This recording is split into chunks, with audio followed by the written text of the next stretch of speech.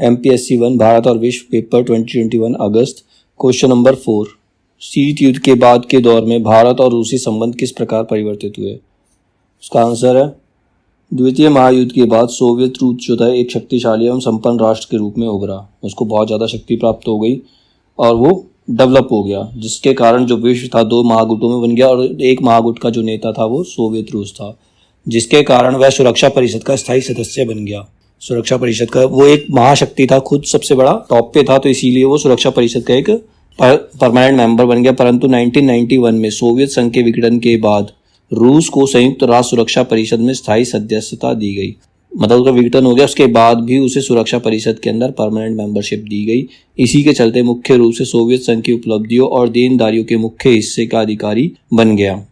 Soviet संघ था वो पहले बहुत ज़्यादा शक्तिशाली देश था, तो उसे बहुत सारी देनदारियां हो गई। जब उसका विघटन हुआ तो उसे बहुत सारे कर्जे थे उसके ऊपर, तो वो देनदारियों को उत्तराधिकारी बनी। इसलिए भारत ने सोवियत संघ के विघटन के बावजूद रूस से संबंध बनाए रखे। मतलब वो शक्तिहीन हो गया, मतलब सबसे नीचे चला गया, लेकिन उस वक्त भी भारत ने रूस का साथ नहीं छोड़ा।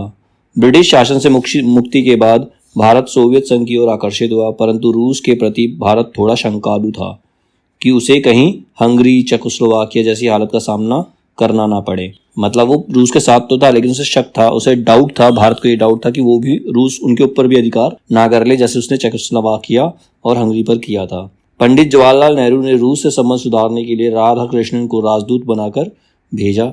नेहरू जी पाकिस्तान और अमेरिका की दोस्ती से परेशान थे। अमेरिका और पाकिस्तान आपस में दोस्त थे, जिससे नेहरू जी को दिक्कत थी कि अगर अमेरिका और पाकिस्तान का साथ देगा तो पाकिस्तान हमला भी कर सकता भारत के ऊपर। नेहरू जी पाकिस्तान और अमेरिका की दोस्ती से परेशान थे, क्योंकि पाकिस्तान के अमेरिकी सैनिक गठबंधन में चले जाने से शीत युद्ध भारत के दरवाजे तक पहुंच गया था। मतलब अब पाकिस्तान जब अमेरिका के साथ चला गया, एक गुट के साथ शामिल हो गया, तो जो शीत युद्ध था, हमें पता है कि पाकिस्तान हमेशा हमें नुकसान ही पहुंचाना चाहता है, तो उसका खतरा बढ़ गया। भारत ने गुट निरपेक्षता की नीति अपनाई थी, जिसके कारण वह सैनिक गठबंधन में नहीं बन सकता था। इधर कश्मीर की समस्या को लेकर सुरक्षा परिषद में अमेरिका भारत का अपमान कर रहा था। कश्मीर की जो समस्या थी वो उसमें पाकिस्तान का साथ दे रहा था, भारत का साथ नहीं दे रहा था। उसी दौरान सोवियत रूस ने भारत की लाज बचाई, तो रूस ने भारत का साथ दिया उस टाइम पर। फलतः दोनों देश इस समस्या को लेकर एक दूसरे के निकट आ गए। भारत ने 1956 में खुश्चेव और बुलेगनिन को भारत आने का निमंत्रण दिया। ये वहाँ के नेता हैं, खुश्चेव और बुलेगनिन, और दोनों नेताओं ने कश्मीर के मुद्दे पर कहा कि कश्मीर भारत का अभिन्न अंग है। मतलब कश्मीर जो भारत का ही हिस्सा है, उसे अलग नहीं किया जा सकता। फलतः भारत की रूस के प्रति अपार श्रद्धात्मक प्रवृत्ति जगी, तो भारत उसके प्रति श्रद्धात्मक दृष्टि से देखने लगा, क्योंकि उसने एक दोस्त वाला कार्य किया था। 1956 में जब सोवियत संघ ने हंगरी में सैनिक हस्तक्षेप किया, तो भारत ने सोवियत संघ का समर्थन किया।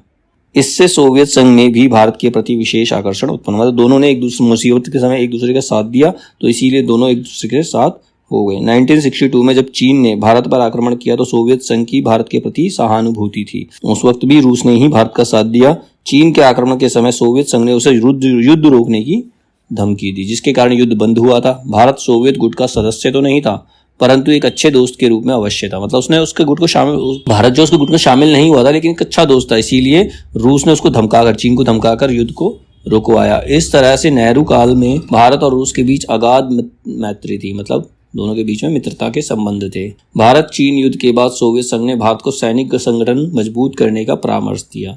जब युद्ध खत्म हो गया, तो सोवियत संघ ने कहा उससे भी अपने सैनिक संगठन बनाने चाहिए। इसीलिए भारत और सोवियत संघ के बीच सैनिक तकनीकी सहयोग संधि हुई। तो हमारे बीच में एक संधि हुई कि वो हमारी हेल्प करेंगे सैनिक गठबंधन बनाने के लिए, रूस हमारी हेल्प करेगा, और दोनों देशों की सेनाओं ने संयुक्त रूप से सैन्य अभ्यास करना शुरू किया। 1965 में जब शास्त्री जी के शासनकाल में भारत पाक युद्ध हुआ, तो उस समय सोवियत संघ भारत के साथ ऐसी स्थिति में आ गया था कि उसे ताशकंद में भारत और पाकिस्तान के बीच संधि करा दी। मतलब रूस एक शक्तिशाली राष्ट्र था, तो उसकी बात पाकिस्तान भी टाल नहीं सकता था, तो दोनों के बीच में क्या करा, संधि करा दी। और सोवियत संघ के परामर्श के अनुसार ही भारत ने पाकिस्तान का जीता हुआ भूभाग उसे वापस लौटा दिया। मतलब पाकिस्तान को हमने हरा दिया था, लेकिन फिर भी उसकी जमीन को लौटा दी। तब से भारत और सोवियत संघ के बीच विश्वास की अटूट परंपरा जारी रही। इस तरह दोनों देशों के बीच सहयोगात्मक प्रवृत्ति शुरू हुई, और सोवियत संघ ने भारत को सैन्य शक्ति से संपन्न करना प्रारंभ कर दिया, जिसके परिणाम स्वरूप 1971 में श्रीमती इंदिरा गांधी के शासनकाल में भारत रूस शांति मैत्री सुरक्षा संधि संपन्न हुई। 1971 के भारत पाकिस्तान युद्ध के समय सोवियत संघ की सहानुभूति भारत के साथ थी।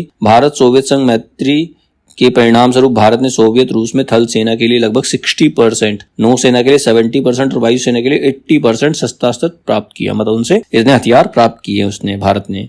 और दोनों देशों के बीच अनेकों वाणिज्यिक और व्यापारिक समझौते किए गए। वाणिज्य मतलब बिजनेस पर्पस और व्यापारिक लेन देन जो भी है, तो दोनों में नए संबंध बने।